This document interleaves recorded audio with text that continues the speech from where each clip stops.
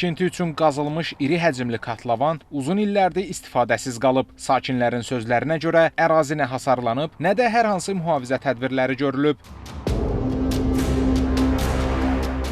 Bu isə həm ətrafda yaşayanlar, həm də ərazidən keçənlər üçün risk yaradır. Qazıldı, elə də qaldı.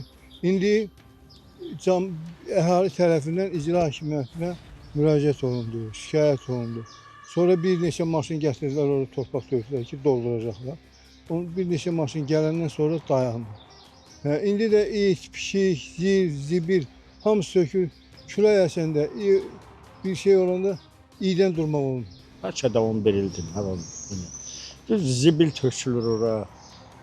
Narahatçıdır. Bura plaşatka var idi, rahat cəmaat dincəlirdi, uşaqlar oynayırdı. İndi uşaq üçün bir oyuncaq yeri olsa, nə bilim belə bir plaşatka əlbəttə yaxşı olar.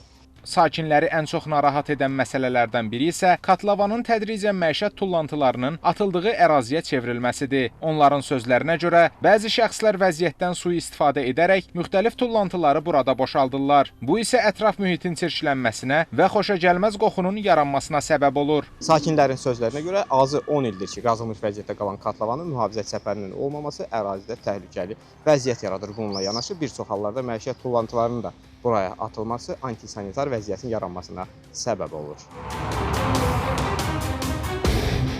Məsələ ilə bağlı Gəncə şəhər İcra Hakimiyyətindən bildirildi ki, sözü gedən ərazi özəl mülkiyyətdədir. İcra Hakimiyyəti ərazi sahibinə qazıntı işləri aparılan hissənin təhlükəsizlik məqsədi ilə hasarlanmasını, eləcə də ərazidə təmizlik işlərinin həyata keçirilməsini tövsiyə edəcək.